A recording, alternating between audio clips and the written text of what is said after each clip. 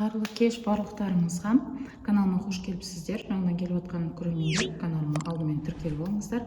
Алдағы уақытта биологиялық, практикалық, жалпы гүлдің болмысына байланысты көптеген видеолар түсіріледі. Негізі мен енді курс жинақтап жатқан адаммын, бірақ та қазір курс емес, осы курсымның барлығын халыққа пайдалы болсын деп тегіннен тегін YouTube каналыма папка жинап тегін сіздерге ұсынбақшымын.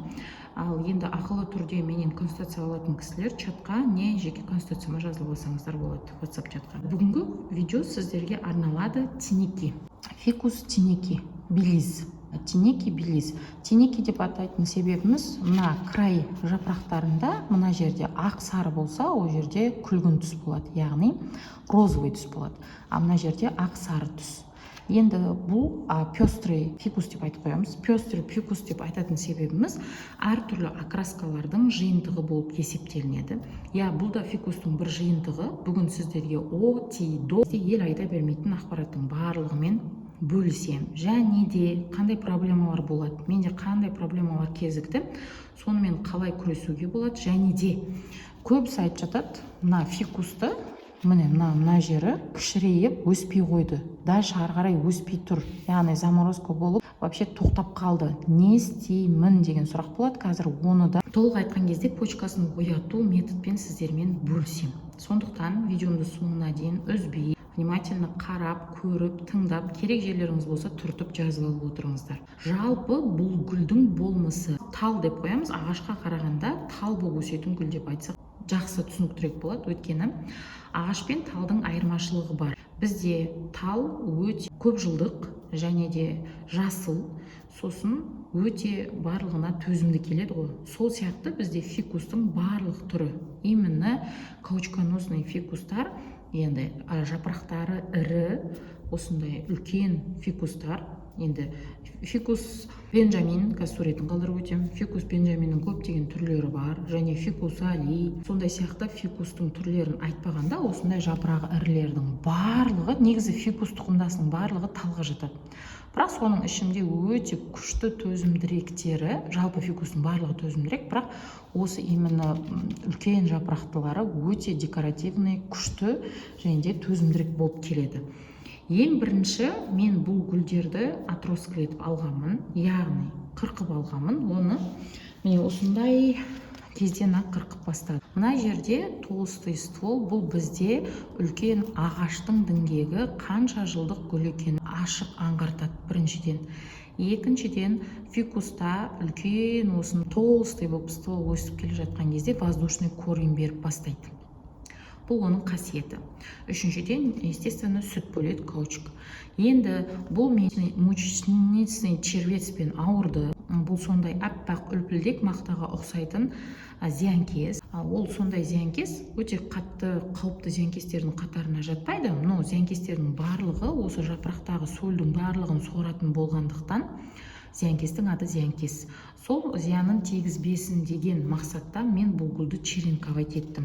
Яғни мынау маточные, ең үлкен, ірі, биік болған, осыны мен үшке бөлдім. Мынау соңғысы, ең астындағы осы діңгегі барлық қырқып тастадым. Тамырларының барлығын қайтадан жаңалап отырғызғандағы түрім. Мучничный червеспен ауырған кезде міне осындай қаліпке енді. Осындай болып қалды гүл. Қайта мен бұны осы құтқарып қалғандағым сол дәріле препаратпен соңында осылай қалды.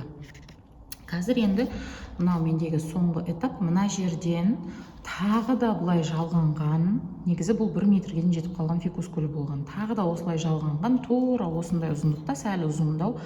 Оны да тамырлатып бөлек зиянкестен қорғап, сөйтіп осының жанына отырғызғанмын. Бірақ та ол мені құтқара алмадым.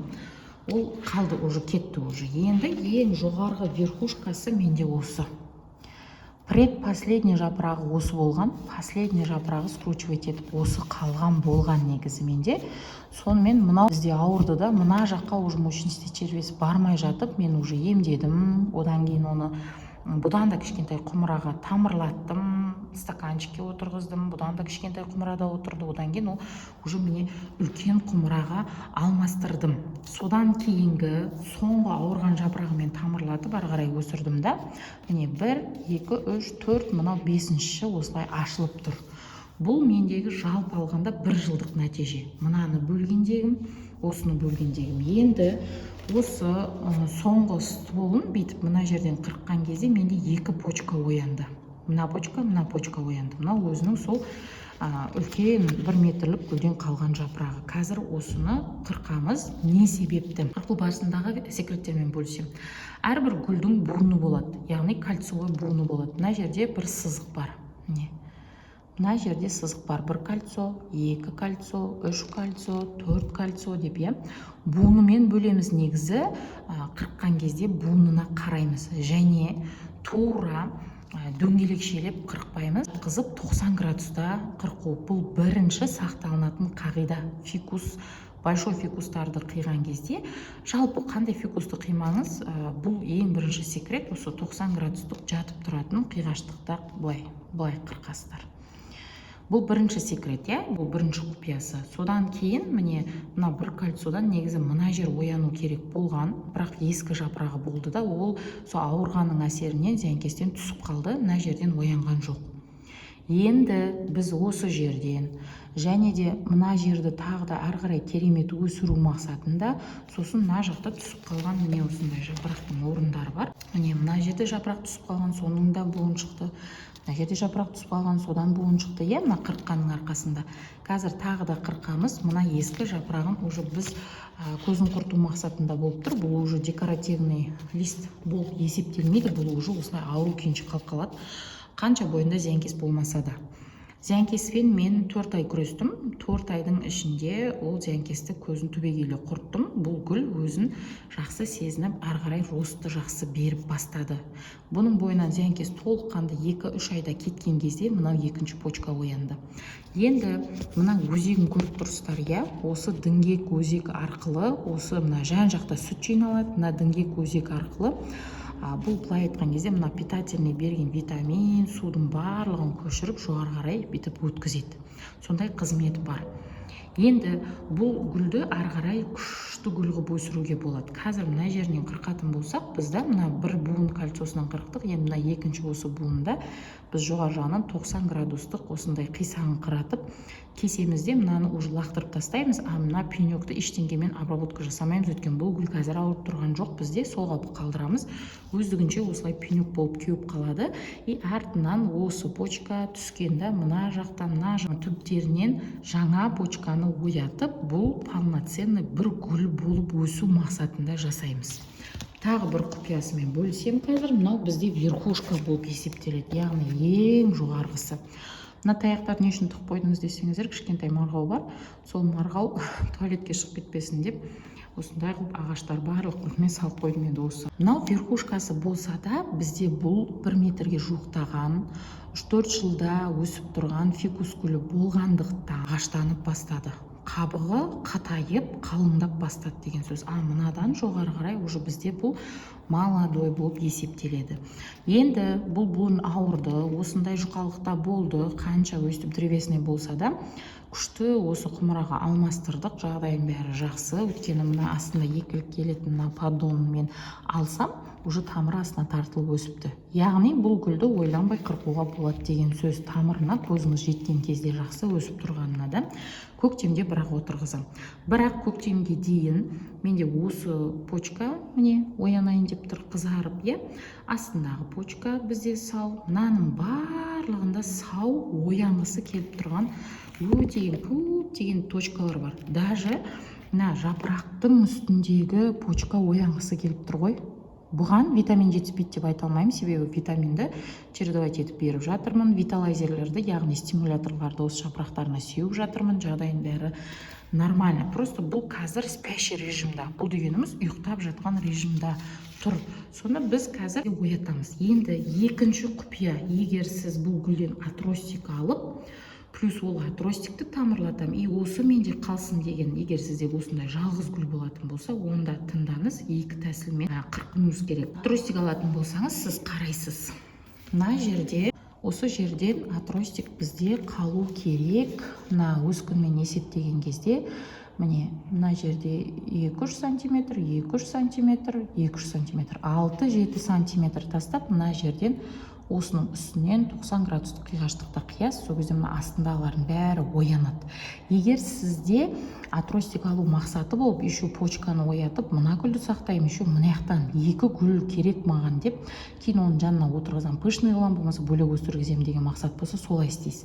Екінші айтылатын мәселе, егер жоқ, бұл гүлдің бойын сақтау керек, осы гүлді әупірімдеп өсіріп алайын, маған керек емес атростик десеңіз, онда мынау соңғы өсіп тұрған жапырақпен мынау ашыла алмай тұрған почкасын просто 90 градустық қиғаштықта мына бір кольцолық буынын есептейсіз де, осы жерден қырқа саласыз мынаны ғана.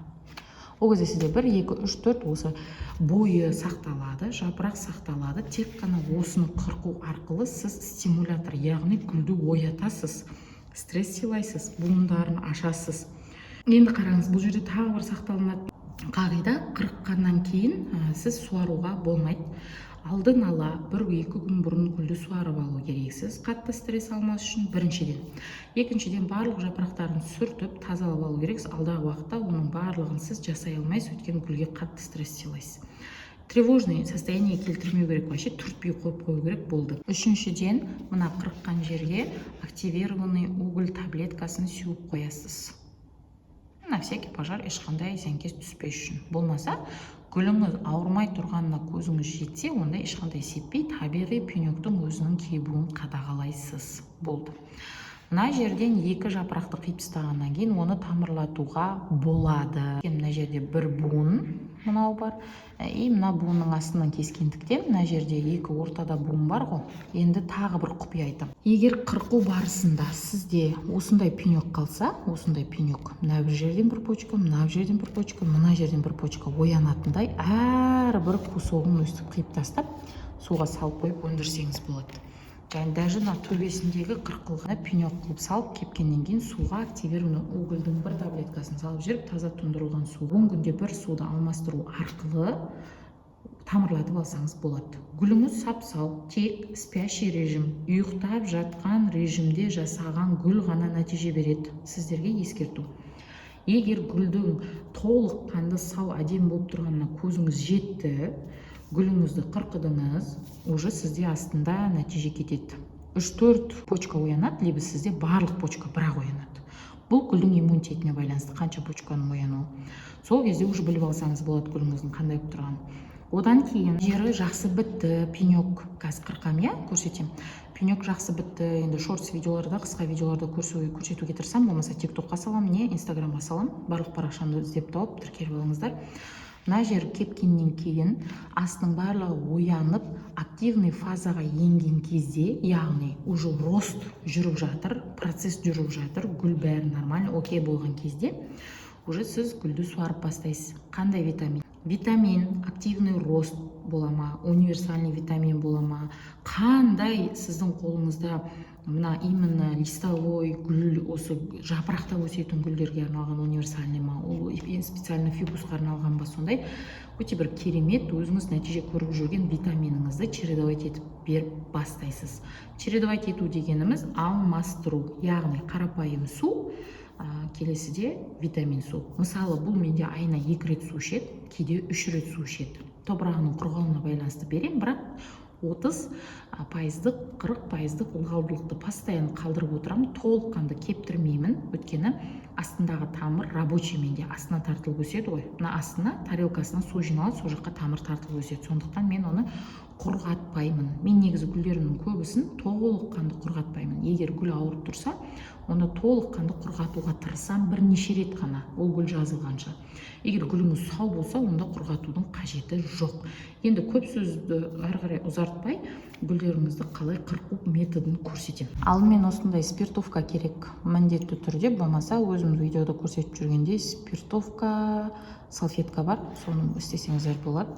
Кез келген қайшы, кез келген секатор, кез келген кесетін пышақ барлығын осылай спиртпен обработка жасау міндетті. Обработка жасап аласыздар. Бұл дегеніміз, егер сіздер көптеген бұнымен жұмыс жасайтын болсаңыздар да, жаңадан алып кеп кесіп жатсаңыздар да, обработка жасау міндетті, өйткені гүлдің бойына зиянкес түсіп кетпеу мақсатында жасалынады. Менде қанша бұл екі гүл бірдей деп айтылғанмен, екі гүлді екі бөлек кесем де, екеуіне де екі бөлек обработка жасаймын. Енді қараңыздар. Мына жерде бізде жаңа айтқанымыздай осындай градуста, бұл өте қатты. Міне, тура осылай қазір сіздерге кесем. Кескен кезде сүт бөлінсе, сүт, ол кезде сіздерде уже гүл полноценный, здоров дегенді білдіретін. Көрдіңіз, уже сүт бөлініп жатыр. Мен уже қырқыдым. Бұл сүт еще қазір ағады, сондықтан сіздер стерилді дәкене мақтаны алып, осы сүтті бұлай тоқтату мақсатында дайындап отырасыздар. Енді қараңыздар, міне бұл сүт уже ағады. Егер бұл сүт көбірек ақса, міне діңгекті көрдіңіздер ма? Қана жапырақты бет қойдым. Міне бұл сүт көбірек, прям мына жаққа тікай деп тік деп көбірек ақса, бұл гүлдің бойында иммунитеті мықты, кез келген нәрсеге төтеп бере алады деп есептеледі. Егер олай тік деп ақпай, тек қана өзі пенек создавать етіліп, осылай ғана тұратын болса, сіздің гүліңіздің иммунитеті средний. Мысалы, менікі средний, потому что бұл ауырып тұрған гүл. Бұл уже ондай болатынын мен қалыпты жағдайда біліп тұрмын деген сөз болды. Көп уақытқа дейін бұл пенекқа ештеңке істемейсіздер. Бұл гүлді суармайсыздар. Алдын ала 2-3 күн бұрын суарылған гүл болу керек. Болмаса 50-60% ылғалдық астында қалған болу керек. Пока ол 20% ылғалдыққа жеткенше ешқандай суармайсыз. Енді бұдан ары қарай міне қараңыздар, қисық қиылды, иә? Қисық 90 градустық қисық қиылды. Бұл құпияның сыры неде? Егер сіз түзу қиятын болсаңыз, мына почка қатты стресс алады да, оянбай қалпы көбірек болады. Енді сіз қиғаш қидыңыз, мына астында бір буынды кальций отыр көрдіңіз. Қиғаш қиған кезде буындағы, мына буын бар ғой оянатыны, мынаның үстінен буын ояну мүмкін, мынаның үстінен де буын ояну мүмкін. Астындағы тоже кальцийлардан өскіндеріп оянады. Міне, қараңыз. Уже иммунитеті күшті бұл гүлдің деген сөз. Уже тікет етіп ағып жатыр. Ағуын күтесіздер, сүртіп алу керек. Бұны қолыңызға тигізбеңіз, өйткені бұл улы. Енді үлкенге кірсем. Сосын қазір қырыққаннан кейін қырқу барысындағы мыналарды қалай ары қарай тамырлату керектігін барлығын бөлсем. Бір гүлдің иммунитеті бір гүлге ұқсамағандықтан біз қайтадан бұны спиртпен обработка жасаймыз.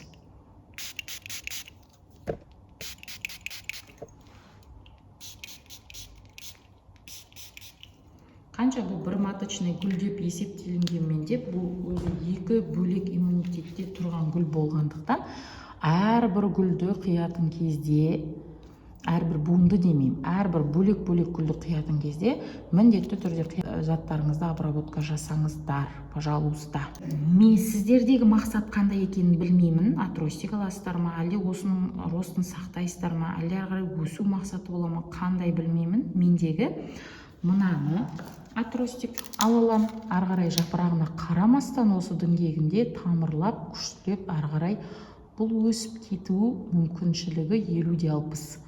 Сондықтан маған бір жапырақ, мынадан бір жапырақ жеткілікті болады. Енді оны бір жапырақпен алмаймын. Мен мысалы сіздерге де соны совет беремін. Бір жапырақпен алмаңыздар, өтініш. Мына жерден аламыз. Мысалы, мынау кальций отыр, мына кальций. Астында 1, 2, 3 жапырақты қалдырамын да, мына үшінші последний жапырақтың кальцийсынан жоғары 90 градустық қиғаштықты аламын да, мынау мен мынаны отростикке алып қалам. Өйткені астында түскен жапырақтың орны көп біріншіден, екіншіден почка өте көп оян. Проценті көп та, жақсы. Міне осылай аламыз да, бисмилля деп. Спокойно қиямыз. Қараңыздар, қиғаннан кейін қиылған жерден сүт үздіксіз ағатын болса, міне осылай. Ағыватыр, көрдіңіздер ма? Бұл уже иммунитеті мықты деген сөз. Бұл гүлдің тамыры да мықты, өзі де мықты. Болды. Осыны пенекті бір тәулікке кептіруге қоямыз. Осыны да басқасын да қиғанның жалпы қанша гүл қоясыз, каучуконосный черный принцип бола ма, ала бола ма, милани, тиники, қайсысы болады, барлығын осылай бір тәулікке кептіресіз де, кептіргеннен кейін суға саласыздар. Мына жерден почка оянады, мына жерден почка оянады. Сөйтеді де мына жақтан тамыры береді. Болды, спокойно, бұл гүлге еш уайымдамасаңыздар болады. Сонда бізде қараңыздар, мынау біреу, мынау біреу, уже екі гүл тамырлап дайын болады деген сөз. Одан кейін міне уже мына жаққа ағып түсті, мына каучук. Сондықтан қолдарыңызбен ұстамайсыздар. Қараңыздар, бойының барлығына ағып түсті. Еще астына біраз ағып түсті. Бұл дегеніміз иммунитеті мықты деген сөз. Сосын мына жерді прям сүртіп аласыздар, аққан буындарды барлығына. Өткен мынау краска сияқты қатып қалады, ана буынның оятпай қояды, былай айтқанда краска сияқты қатып қалады. Мына каучук сүт қой бұл. Қатқан кезде краска сияқты қатып қалады, кетуі қиындау болады. Кетіруге болады, бірақ бір күннен кейін сүртсеңіз де болады. Желательно қазір сүртіп тастаңыздар. Сөйтіп мынаны біз 3 жапырақта қалдырамыз. Біздің мүмкіншілік пайда болады мына жерден. Біздің мүмкіншілік пайда болады мына жерден. Біздің мүмкіншілік пайда болады мына жерден. Ал одан кейінгі өскіндерді біз уже былай айтқан кезде гүлдің состояниесіне қалдырамыз, иммунитетіне қалдырамыз. Былай айтқанда Аллах тағала қалдырамыз. Сізге қанша нәсіп болады, сонша береді. Бұл біріншіден. Екіншіден, күтіміңізге байланысты. Егер күтіміңіз мықты болса, дальше күтім мықты болу деген сөз, гүлді ары қарай жақсы өскіндерін шығарып жақсы өсіру деген сөз, жапырақтарын постоянно таза ұстау, ол деген жылы душқа жиі түсіру.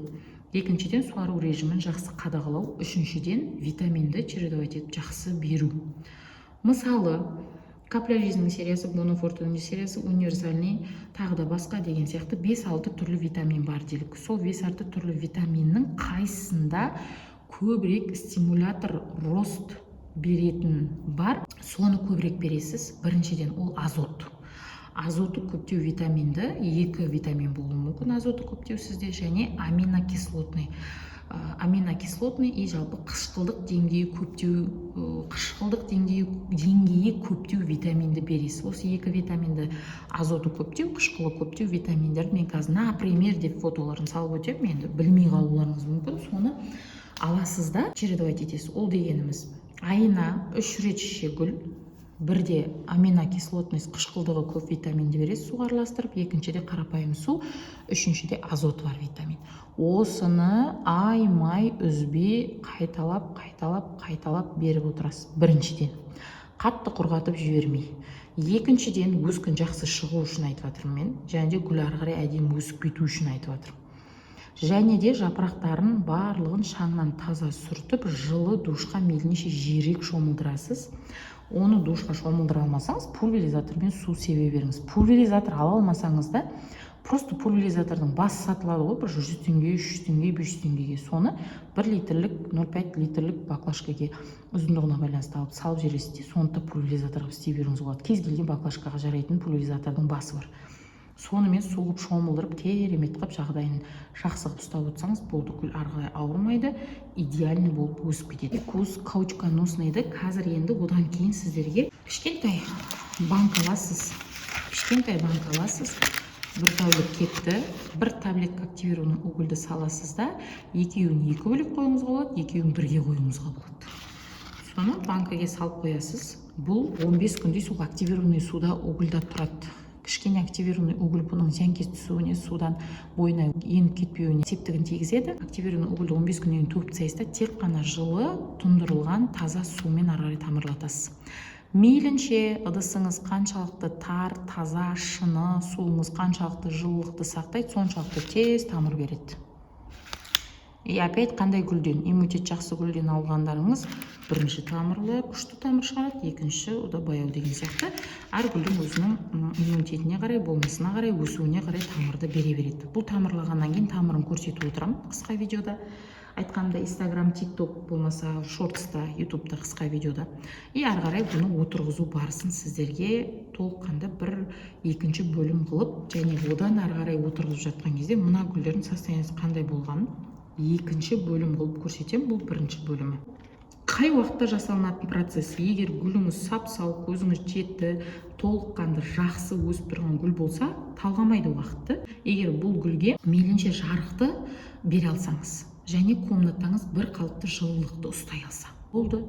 Сондай жерде қыс, жаз, күз, көктемде барлық уақытта қырқа беруге болады. Егер комнатаңыз бір қалыпты жылы емес, жарық онша түспейді десеңіз, мейлінше наурыз және мамыр айында кескеніңіз жақсы. Және де жаздың соңғы айы. Ол дегеніміз 7-ші не 8-ші айларда атростик алғандарыңыз жақсы. Ақпарат пайдалы болған болса, каналыма тіркеліп алыңыздар. Және де барлық қолдауларыңызды білдіріңіздер. Алдағы уақытта екінші бөлім күтетіндеріңіз екінші бөлімді күтемін деп жазыңыздар. Сіздерде осындай гүл бар ма? Жалпы фикустың қанша сорты бар? Именно осындай үлкен жапырақтыдан қандай сортын өсіресіздер? Соның барлығын маған айта етіңіздер. Маған барлығы қызықты, барлығы сіздерден де берілетін кері ақпараттың барлығы маңызды. Тағы да бір берілетін ақпарат сіздерде, ұмытып кеттім, жаңа қосайын. Қандай жағдайда пайда болады десеңіздер, бірінші зиянкес түскенде, зиянкес жеп бастағанда, екіншісі перелив болғанда, яғни гүлді, топырағын лайықты деңгейде кептірмей үст-үстіне су бере берген кезде, міне осындай қалыпқа енеді. Біліп көріп алыңыздар деп жатырмын. Және де мынандай налет дәрілеген кезде дәріден қалады, және де жесткий су, яғни хлорированный суды себе берген кезде осындай болып қалады. Бұл енді менде емделген гүл болғандық. Емдеу барысында осыған ғана себілгендіктен осындай налеттар тұр, дәріден қалған. Ал одан кейін емдеп жазғаннан кейін міне қараңыздар, ешқандай налет жоқ, дәрі сепкен жоқпын. Тек қана HB101 стимулятор ғана сеуіп отырды. Келесі видеода кездескенше қош сау саламатта болыңыздар.